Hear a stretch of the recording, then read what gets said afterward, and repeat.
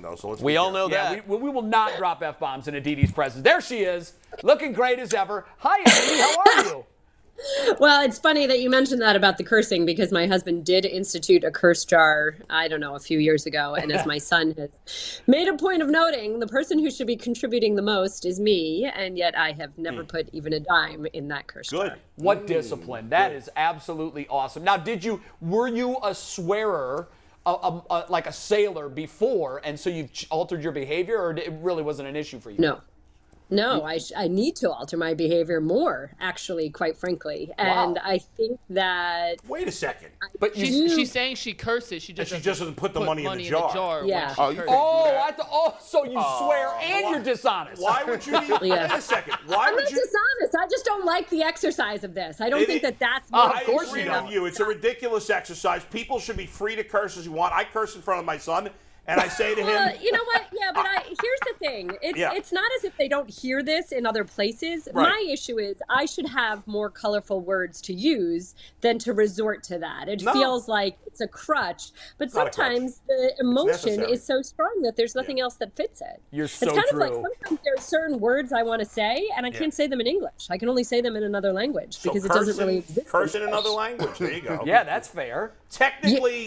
really funny story. Really random aside, Adam. So my parents are immigrants from India, and I was, of course, born in this country, as was my little brother. But initially, my parents spoke to me in both English and their native tongue, Gujarati, because they thought that if a child learned a language, because they wanted to carry on their tradition and their culture, and because all science says that if you teach a child another language before the age of 2, they'll always be better at other languages. Right. So 3 years after me, my brother comes along, and at this point, there's just not the same patience, and everybody's talking English. And to this day, I'm better at other languages than my brother is. But the joke in our family was when people would say, "Can your children speak Gujarati?" It was that Aditi can, but Anand only knows the curse words. See? That's what would come out of my parents' mouth when they were angry. The people's language. It's the people's language. That makes sense. Cursing is good. Smarter people curse, more creative people curse. People who don't curse are generally losers. Let's be honest. Wow. Great. That's true. I've done studies to back that up. I'm always envious of people with great parents like your parents, though, who actually taught you a language, or tried to teach you a language at least. Can you imagine? I just love the idea of my dad going like, I'm going to teach you 2 languages as a child. The patience that takes. Well, I learned Hebrew as a kid. Chance. Yeah, well, you and I got it down. Yeah. Even now? No, I can't do a single word. Well, then you don't have it down. What's funny, Aditi, is I think that you're right. I wish I had been taught a second language as a child, but I did work at an Italian restaurant through high school as a busboy. I can curse fluently in Italian. And when I went to Italy, I thought I would test it out and just started saying phrases just randomly in the square, and people were looking at me like, who the hell's this guy dropping these Italian curse words? What do you say about my mom? All, and they're in my mind, and I can never not know them. And you want to use them when you're in Italy, especially. Well, yeah, you do want to use them when you're in Italy. So I once had, when, why am I not thinking it? It's Hideki Matsui, right? Hideki Matsui was with the Yankees. I had gone to Japan for 2 weeks, and in Japan, you just inevitably pick up some Japanese phrases. And I'd come back and was in the Yankees clubhouse, and Hideki Matsui always used a translator. He spoke English, but I think he just never wanted to be misinterpreted. I think he never wanted to be unclear in what he was saying, so he had the translator. And I said something in Japanese to him, and he was like, "Oh, you speak Japanese?" And then he was correcting my Japanese. I think we get so excited when we believe we know what we're saying, but we don't know. I mean, I hope I got points for effort at least. Yeah, absolutely. Okay, so this Myles Garrett situation, we don't know what we don't know, so we'll start there. What we do know was that he was involved in a car accident. The Porsche he was driving rolled multiple times. He was taken to a hospital, released, and no broken bones. Are you hearing anything more? Is there any blanks that you can fill in for us there? Obviously, Browns Nation is hopeful that he will be able to play, if not Sunday, at some point in the rest of the season. But I found it interesting that in a day and age where words in statements are parsed so carefully, that the words that were released from the agent were no broken bones. That leaves a lot of uncertainty and a lot of unknown. Can you tell us anything at all about what's going on? I cannot speak to whether he will play on Sunday or not. I haven't been told anything beyond that, just that, it's non-life-threatening injuries, that he was indeed released from the hospital, that his passenger is also okay. I think the one thing as we wait for information is to just wait for that official information. How many people, guys, yesterday were just all of a sudden throwing out there, oh, Myles Garrett was driving irresponsibly. Oh, yeah, Myles Garrett drives at 100 miles per hour. Oh, Myles Garrett does this. You look at these photos, it's so jarring. And Tom Pelissero of the NFL Network reported that, no, actually, it was that Myles Garrett was swerving to avoid an animal, and the roads were slick and wet, and this is what happened. I mean, I'll tell you, in Pittsburgh, Pennsylvania, I'm constantly swerving to avoid deer. And here too. That's a really, really legitimate, scary thing. Sure. So I just think that it's so easy for all of us to kind of jump to these conclusions. And before we do, does it really kill us to maybe wait for just a moment and that's really stupid hear and what the team tells us?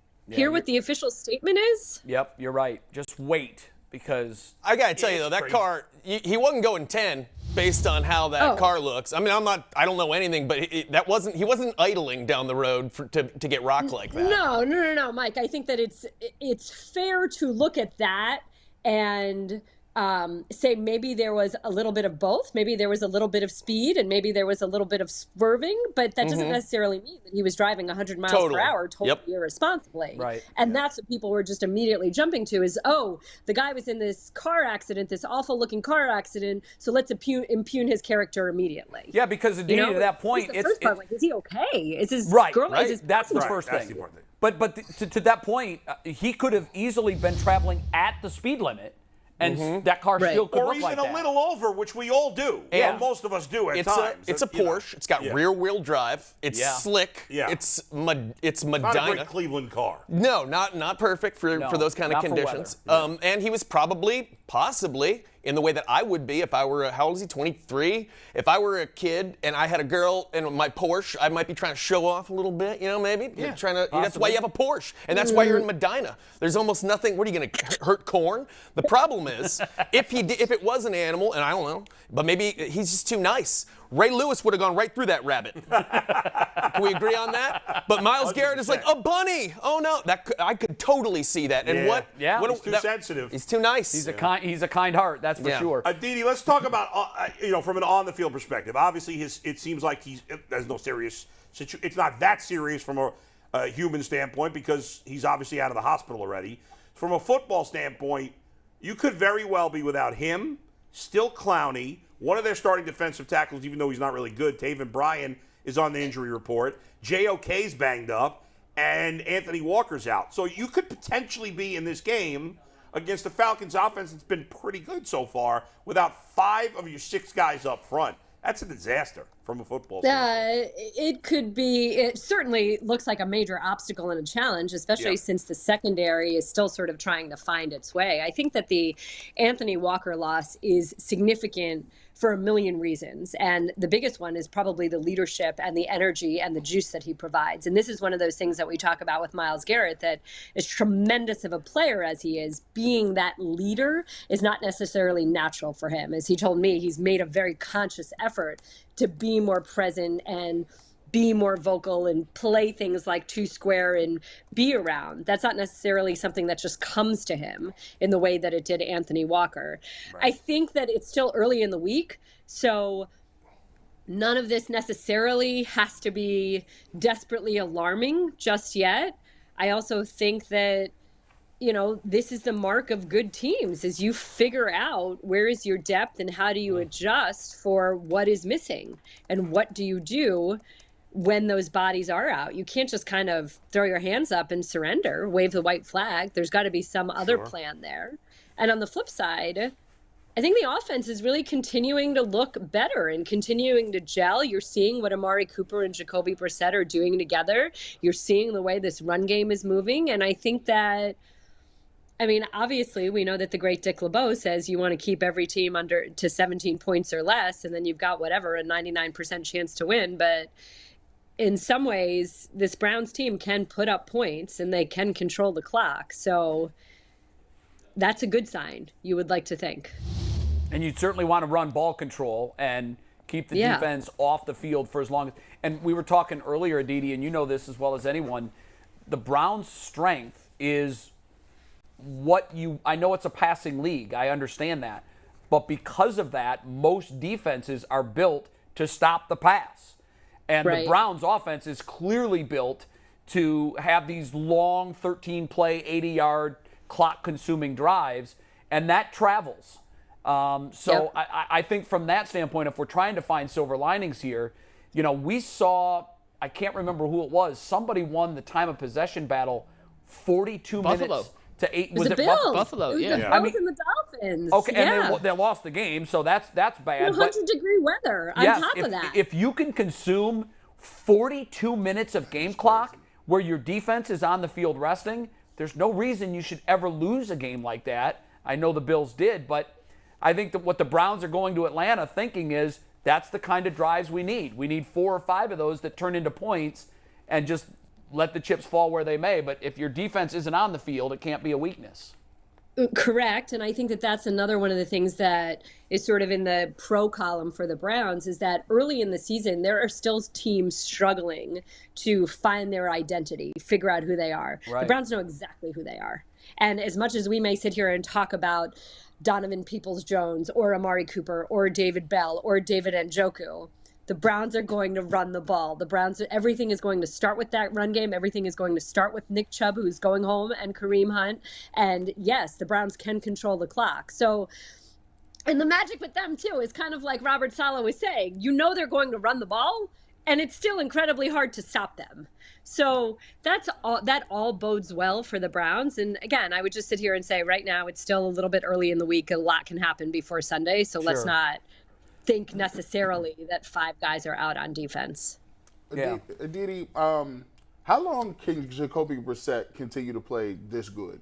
Is there a shelf life on this type of performance the last 2 weeks we've seen? Is this something that he can replicate, or is the glass slipper going to fall off and he's going to turn back into? Gee, I'm having a hard time thinking of another player that is perceived so differently within football and from fans. So what I mean by that is everybody you talk to in football, whether it's Nick Sirianni, who coached him, or it's Robert Saleh, who's about to face him, or it's Kevin Stefanski discussing the decision-making and his strength and all of the other things that Jacoby Brissett brings, he is really a much, much, much better player than so much of the outside fan base gives him credit for. It's like even when we looked at the Browns at the start of the season, you look at this roster and how loaded this roster is, and that there weren't really any glaring holes other than, let's argue, at potentially defensive tackle. And yet people were just poo-pooing the Browns, and the only reason was because of Jacoby Brissett. But you look at Jacoby Brissett, and this is one of the most heady, smart quarterbacks in the game. This is a guy that Kevin Stefanski told us week 1 had exactly 1 minus decision. So now every ball he threw didn't necessarily get where it needed to go. Every single play, every single snap, the team necessarily wasn't entirely on the same page. But Kevin Stefanski said that the quarterback made exactly 1 decision that perhaps should have been a different decision. And that was against Carolina? How many guys can say that? Like, seriously, how often can you say that? So I think that Jacoby Brissett is a guy that is kind of perfect for a team right now that knows it's going to start everything with the run. I don't know that he's going to put you on your back and win you games the way that the Browns are hoping Deshaun Watson can one day, but they're also not asking him to do that. They don't want him to lose them games. And this isn't a guy that's going to lose them games. So, gee, I don't see why it's crazy to think that the Browns can keep playing well, can stay in the race through until Deshaun Watson returns. And I think one more thing, sorry guys, I know like it's terrible when someone keeps talking, but let me just give you this one other thing.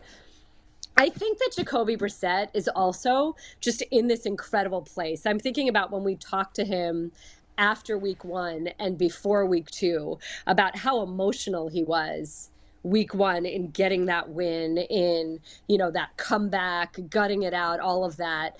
And I actually said to him, I said, do you keep in your mind sort of a clock that everything is finite? Okay, now I'm 1 week down. Now I'm 2 weeks down. Now I only have this many weeks of this left.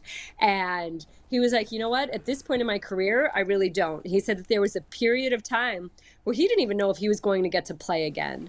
And now here he is starting games in the National Football League. And he said, all I'm thinking about is that I've got a game Sunday, that I get to start Sunday. And he said, I'm at peace with that and I'm content with that. Wow. And speaking from personal experience, I think when you're not thinking about the next contract or the next year or the next assignment, and you're just thinking about what's in front of you, it just brings a different, help me out. Somebody help me out what the word is. It brings peace. Yes, it's a different peace. It's a different attitude. It's a different emotion.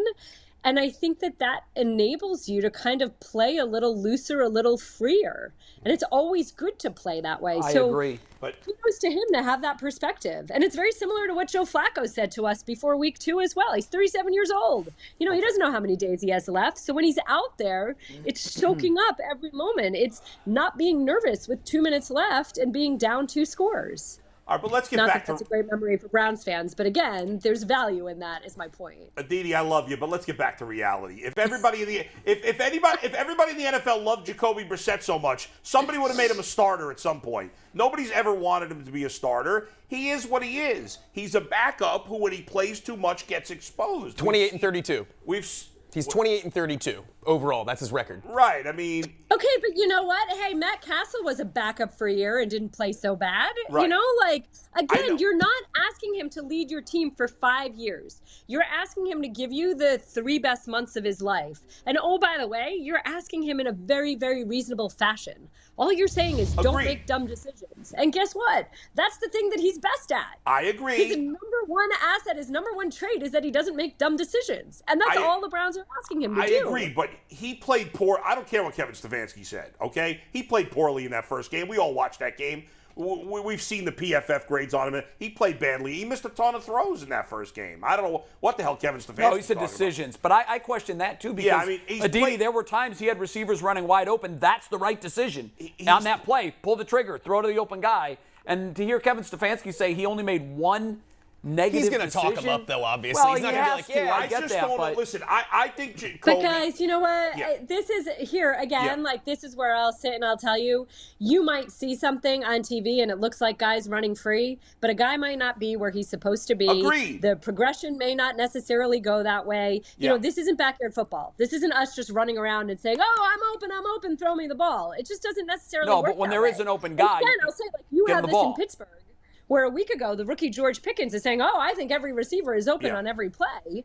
And then Todd Haley comes on the radio and he's like, the receivers are really sloppy.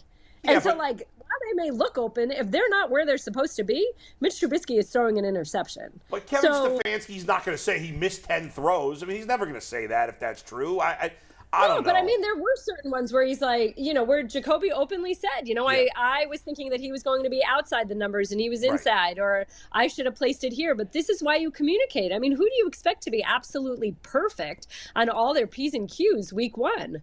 Look at how well he played week 2. You bring up a point. Really well, week 2, you want to see progress. Agreed, but I just think we need to be realistic about who he is as an NFL player. Okay, and so he played really. What was he week 2? 26 of 28. Week 2 he was great. Week 3 he was great. For him, okay, and then great. Week 3 just saw his Mikey McNuggets put up for us. He was but we great. got him. Come on now. They haven't played anybody yet. Once they start playing good teams, how's he going to do then? We'll see. Aditi, we were talking earlier in the show about quarterback play so far, and there were during some broadcasts on Sunday and Monday last night as well.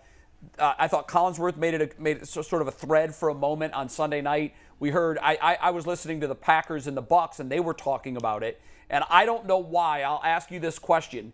It seems as if the quarterback play isn't as easy for these guys to put up gargantuan numbers as it's been in the past. Russell Wilson hasn't been the same. Clearly in Cincinnati, Burrow isn't the same. Patrick Mahomes is not the same. Brady, obviously, with the receivers, you expect him to struggle. Even Aaron Rodgers, he's lost his main guy. He's struggled. My point is that because the pendulum is swinging back to defense now because maybe more teams have spent some of that draft collateral on building these defenses to stop the pass? Or is it the fact that nobody's playing the preseason and the first 3 weeks has kind of become the preseason and we should expect for that quarterback play to start to tick back up?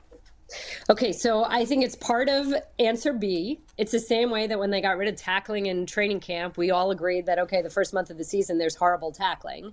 I think part of it is these guys haven't had time. We could individually go through all of them. Joe Burrow barely played with that appendix out. Right. But I think C, who is around these quarterbacks? This is a team game. You cannot do everything by yourself. I would give you the flip. The two quarterbacks that I'm going to see this week, Jalen Hurts, who's playing absolutely lights out and look at what the Eagles did.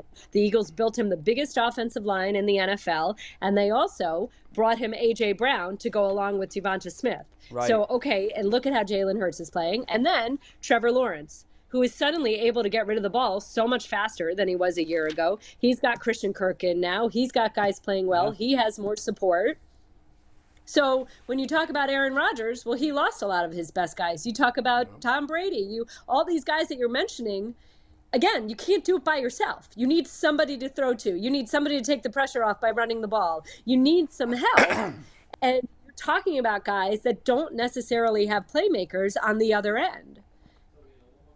Mahomes is actually putting up big numbers so far. He just hasn't looked like Patrick Mahomes in the past. And I know that he lost Hill. Yeah. But in Cincinnati, Joe Burrow's got his receivers, and it just doesn't look like the same Cincinnati offense. But then look at how much better Tua looks. Hill goes to Miami, and all of a sudden, Tua's throwing for 4 touchdowns in a fourth quarter. Whoever saw that happening? Well, he's got and against tandem the of Ravens receivers that are great. And let's not forget, P.S., Lamar Jackson is throwing the ball really well and dropping back way more than we've ever seen him drop back. Yeah, I know, a lot more. Aditi, before you go, we don't know anything really about the Falcons, it turns out, including their offense, and we don't know what is happening with our defense, who's going to be playing and who's not. Can you just make us feel better by telling us how the Browns can beat the Falcons and why they will beat the Falcons, please, before you go?